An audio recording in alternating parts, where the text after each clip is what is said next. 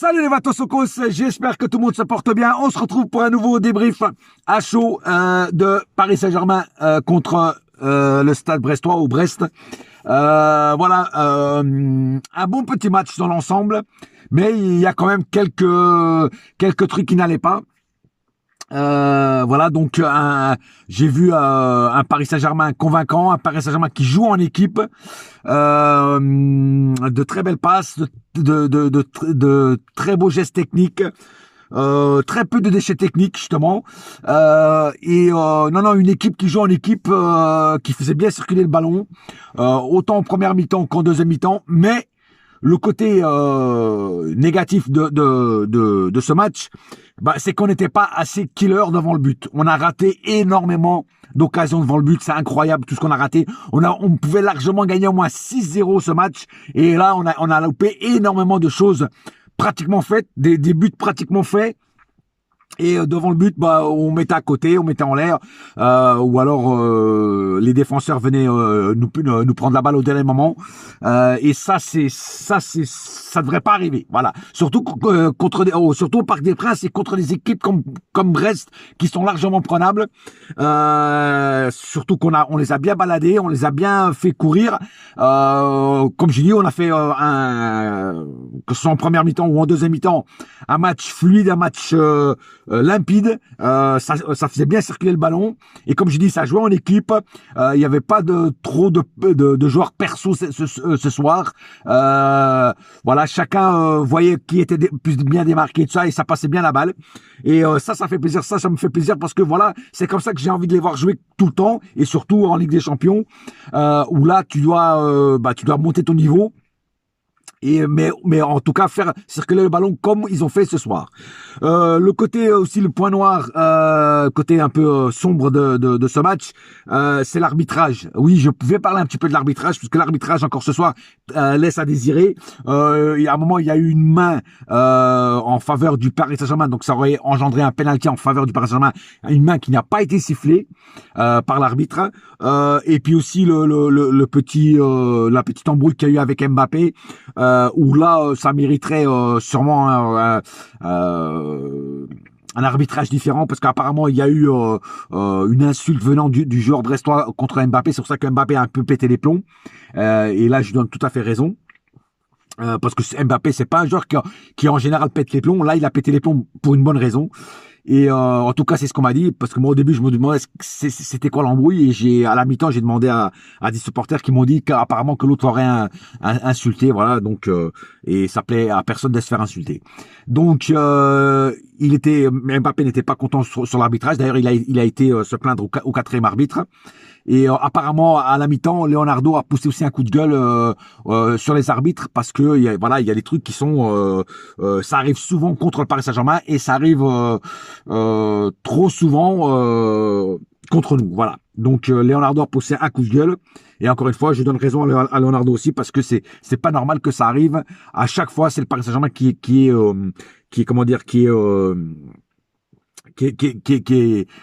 défavorable sur l'arbitrage, et ça ne devrait pas arriver. Voilà. Sinon, voilà, comme j'ai dit, très bon match dans l'ensemble de pratiquement tous les joueurs, à part un ou deux qui, pour moi, ça ne change pas. Mais bon, je vais y revenir au cas par cas. Par contre, là, on va attaquer les statistiques tout de suite. Alors, 20 tirs du côté Paris Saint-Germain, 6 du côté brestois, 9 tirs cadrés du côté PSG, donc ça a été, mais ça aurait pu largement être mieux. 3 du côté brestois, 69% de possession de balle, 31 du côté Brest, 770 passes du côté PSG, 336 du côté brestois, 92% de précision de passe, 81 du côté brestois. 10 fautes, alors là par contre il y a eu beaucoup de fautes, autant d'un côté comme de l'autre. 10 fautes du côté PSG, 8 du côté de Brest, 5 cartons jaunes. Alors là, par contre là il y a eu trop de cartons jaunes. Il y a eu trop de cartons jaunes, et je trouve que les cartons jaunes qu'on se prend, c'est des cartons jaunes cons. En fait, c'est quand les Brestois faisaient des contre-attaques, on dirait qu'on avait peur sur les contre-attaques de Brest. C'est-à-dire qu'on avait peur que les joueurs de Brest aillent au but et marquent le but. Et à cause de ça, nos joueurs faisaient souvent des fautes qui engendrent le carton jaune. Vous remarquerez que c'est surtout les défenseurs. Kimpembe a pris un jaune, Danilo a pris un jaune, Verratti, bon, lui, il a l'habitude de prendre toujours des jaunes. Enfin, c'est surtout en défense que ça a pris des jaunes. Mais bon.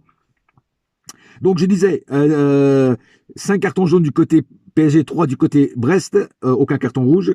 4 hors-jeu du côté PSG, 0 du côté brestois. Alors, par contre, hors-jeu aussi, un peu trop. Voilà. Je trouve qu'on devrait faire moins d'hors-jeu. C'était souvent Icardi qui était hors-jeu d'ailleurs.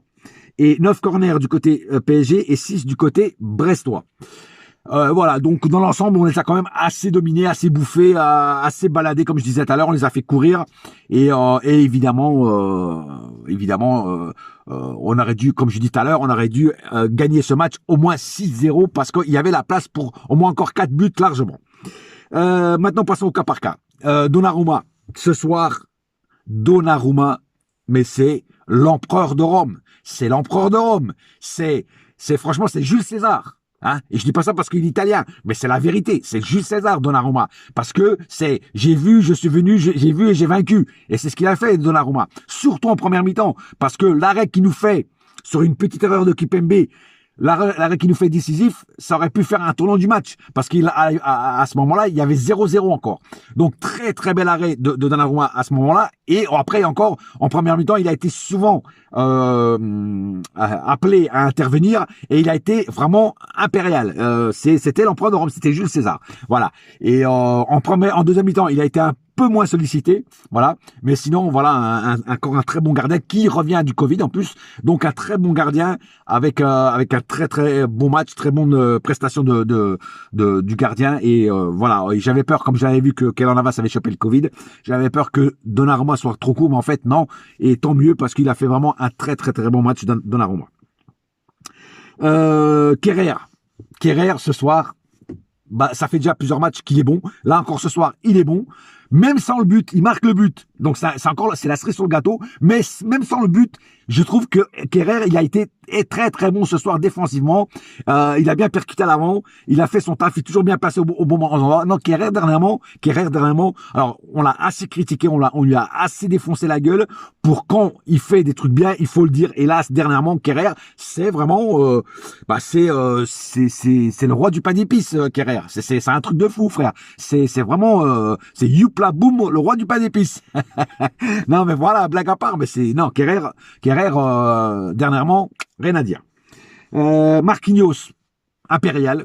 Voilà, encore une fois, impérial, comme toujours. Hein, je dirais même un Marquinhos napoléonien, l'empereur qui a tout dévasté aussi, voilà. Et non, Marquinhos comme d'hab, voilà, propre comme toujours. Kimpembe n'a pas été mauvais, mais il a commis quelques erreurs, surtout sur l'erreur où Donnarumma fait cet excellent arrêt. Il a commis quelques petites erreurs. Le carton jaune aussi qu'il n'aurait pas dû faire sur la petite faute qu'il a fait aussi. Voilà, il a commis quelques petites erreurs. Et d'ailleurs, c'est pour ça que moi, personnellement, je comprends pas que Pochettino, ça c'est encore un coup de gueule que je vais pousser sur Pochettino. Pourquoi ne pas faire jouer Sergio Ramos un match entier? Là, tu nous le fais rentrer, oui, c'est vrai. Mais d'ailleurs, il a fait une bonne entrée, Sergio Ramos. Et j'ai bien aimé à chaque fois qu'il touchait la balle, les supporters parisiens criaient chaque fois que Sergio Ramos touchait le ballon. Ça, c'est aussi un petit message envoyé à Pochettino pour qui voit que on veut Sergio Ramos titulaire, vu qu'il est bon, qu'il a plus de douleur au mollet, soi-disant. Donc, on veut le voir titulaire des matchs en entier. Et donc voilà. Et donc Kimpembe, moi il a commis ses petites erreurs, mais sinon il a quand même été très satisfaisant dans l'ensemble du match. Nuno Mendes, royal. Le King, le King sur le King côté gauche, parce que le mec ce soir, alors il y en a, moi je comprends pas qu'il y en a encore qui disent non, il faut pas lever l'option d'achat de Nuno Mendes, mais est-ce que vous avez vu ce qu'il a fait encore ce soir, hein, que ce soit en première mi-temps, en deuxième mi-temps, il a percé la défense de Brest, et le joueur qui devait le marquer avait énormément de mal à marquer Nuno Mendes, à contrôler Nuno Mendes. Parce que Nuno Mendes, on dit toujours Mbappé est très rapide, mais Nuno Mendes est très rapide aussi, hein. Et cette percée, hein, ce perçage à la perceuse qui fait dans la défense, et après le joli centre qu'il fait sur Kerrer qui marque le but, c'est du grand art, c'est du grand art, c'est du grand football, et ça fait plaisir. Je suis très très content pour mon compatriote Nuno Mendes qui a fait encore ce soir un énorme match, et aussi il a fermé quelques bouches qui à chaque fois le critiquaient, et franchement ça fait plaisir. Un grand Nuno Mendes ce soir, bravo à toi, je suis très fier de toi, continue comme ça, lâche rien, et tu verras que tu fermeras encore plein de bouches. Voilà. Très déçu de Wijnaldum. Encore une fois, alors oui, il fait des efforts. Je vois que le mec, il fait des efforts, il court, il essaie de percuter, il essaie de récupérer des ballons au milieu, tout ça. Mais c'est encore très, très insuffisant de la part de Wijnaldum. Wijnaldum est perdu au milieu de terrain. Je comprends pas pourquoi. Je sais pas ce qui se passe dans sa tête de Wijnaldum. Quand il joue à la Hollande, il est bon. Quand il joue à Liverpool, il était bon. Et à Paris, il est perdu. Mais pourtant, je vois qu'il fait des efforts. Je vois qu'il fait des efforts pour s'améliorer, pour être bon, mais il n'y arrive pas. Il n'y arrive pas. Alors, est-ce qu'il lui faut plus de temps pour s'intégrer? Je sais pas, mais en tout cas, c'est encore une grosse déception. En plus, il sort sur blessure encore ce soir. Une grosse déception de ce joueur qui, pour moi, devrait être au top du top et ne l'est pas. Et ça me fait très peur pour l'avenir. Verratti, pareil. Donnarumma, c'est Jules César, lui c'est Galgula, il a tué tout le monde au milieu. Il a tué tout le monde au milieu. Il a récupéré énormément de ballons. Il a donné des coups de balai au milieu. Il a balayé tous les joueurs de Brest qui voulaient s'emparer du ballon. Bien sûr, il se prend son petit carton jaune comme d'habitude. Ça fait partie de son ADN, c'est dans son sang. Mais sinon, un énorme match de Verratti encore ce soir. Et c'est vraiment dommage que ce joueur soit souvent blessé, parce que Verratti, quand il est là, c'est magique. Voilà, c'est comme Paris, c'est magique. Herrera, qu'est-ce que vous voulez que je vous dise sur Herrera? Encore pourri. Herrera n'a rien fait. Il arrive même plus à faire des drops. Avant, il faisait des drops de rugby. Maintenant, il rate même les drops. C'est un truc de fou. Non, Herrera, moi, j'en peux plus de ce joueur. Herrera, c'est le flop dans ce match. En plus, après, Pochettino, encore une fois, encore un coup de gueule que je vais pousser. Tu sors Herrera pour faire entrer Paredes. En fait, tu sors un cornichon pour faire entrer un chou de Bruxelles. C'est du n'importe quoi, frère. C'est du n'importe quoi. Voilà, je comprends pas. Après aussi, tu nous sors un Di Maria pour faire entrer un Sergio Ramos. Tu sors un attaquant pour faire entrer un défenseur. Pareil, ça, il faut que tu m'expliques. Mais bon, bref. Mais bon, sinon, Herrera, comme d'hab, le flop. Voilà, ça change pas. Justement, Di Maria a fait un bon match dans l'ensemble. D'ailleurs, quand il est sorti, il faisait la gueule, il tirait la gueule, et ce qui est normal parce que c'est toujours lui qui est sacrifié. Il le dit souvent et il a raison. À chaque fois que quelqu'un doit sortir, c'est lui qui sort. Même quand il n'y a pas Neymar, même quand il n'y a pas Messi, quand quelqu'un doit sortir devant, c'est Di Maria. C'est un truc de fou. Mais bon, et pourtant Icardi voilà, je vais en reparler de Icardi, mais Icardi pour moi méritait plus de sortir que Di Maria. Mais bon, c'est du Pochettino dans l'art, voilà. Donc Di Maria, dans l'ensemble, a fait un bon match. Justement, Icardi pour moi, encore une fois, un petit peu fantomatique, pour pas dire beaucoup fantomatique. Mais après, il faisait pas mal d'appels de balles, mais on lui donnait pas assez de ballon. Après, il a raté pas mal de trucs, mais j'ai vu quand même qu'il faisait des efforts pour se démarquer, pour essayer de beaucoup d'appels de balles, voilà. Mais la finition, pas au top, voilà. Mais il n'y a pas que lui dans la finition, moi je veux dire. La finition devrait être travaillée à l'entraînement. Je sais pas ce qu'il fout à l'entraînement. Et il ne travaille pas assez les finitions. Mais Icardi ce soir, voilà, encore une fois très déçu de Icardi. Même si le bon côté de Icardi ce soir, c'était qu'il faisait pas mal d'appels de ballon et qu'il a fait quelques efforts aussi. Mais sinon encore trop léger la prestation de Icardi. Et enfin Kylian Mbappé qui pour moi a été encore une fois aussi magistral. Ça a été un ouragan sur le terrain.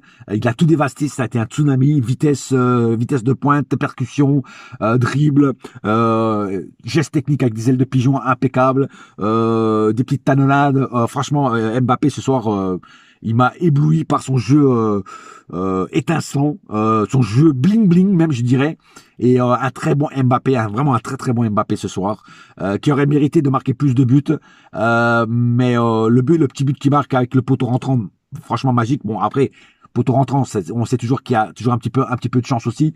Mais sinon, voilà, même sans le but, le mec, il nous a amené à un niveau d'exigence qui a que lui qui peut atteindre ce niveau. Et à chaque match, il me régale. En tout cas, dernièrement, c'est toujours pratiquement l'homme de la situation. La rentrée de Xavi Simons n'a pas été dégueulasse, mais le petit en 10 minutes, il peut pas trop bien s'installer. 10 minutes, voilà, c'est pas assez pour briller. Pareil, Pochettino fait rentrer Michut à 1 minute de la fin, ça ne sert strictement à rien. Mais bon, voilà, c'est du Pochettino, qu'est-ce que tu veux que je te dise? Voilà, je pense avoir oublié personne. Paredes qui n'a pas emmené pas grand-chose comme d'habitude.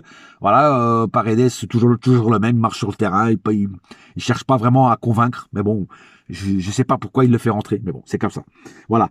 Donc, un bon petit match, bien contrôlé, qui aurait pu largement avoir un score beaucoup plus important pour le Paris Saint-Germain. Hein. Moi, je voyais largement un 6-0 hein, avec tout ce qu'on a raté. Malheureusement, ce n'est que 2-0, mais l'important, c'est d'avoir gagné le match et de gagner les 3 points pour distancer Nice qui est juste derrière, qui est juste derrière nous, entre parenthèses, qui est quand même, ils étaient à 9 points, maintenant ils sont replacés à 12 points, voilà, je crois, si je me gourre pas. Voilà. Voilà, pas plus à dire sur ce match. En tout cas, moi j'ai aimé. J'espère que ça va continuer. Il y a eu du beau jeu, il y a eu des belles choses. Le côté négatif, c'est un peu l'arbitrage. Et sinon, la plupart, je tiens aussi à signaler que le gardien de Brest a fait des sacrées défenses, a été très bon aussi. Donc il nous a un petit peu gêné aussi pour marquer des buts. Je tiens à préciser. Ça a été pour moi le meilleur joueur brestois sur le terrain. Et voilà, donc voilà, pas plus à dire. En tout cas, on se retrouve bientôt. En attendant, un seul cœur, un seul club, c'est Paris ma gueule. Yes, my friend. Et la saga continue. Allez, bouya!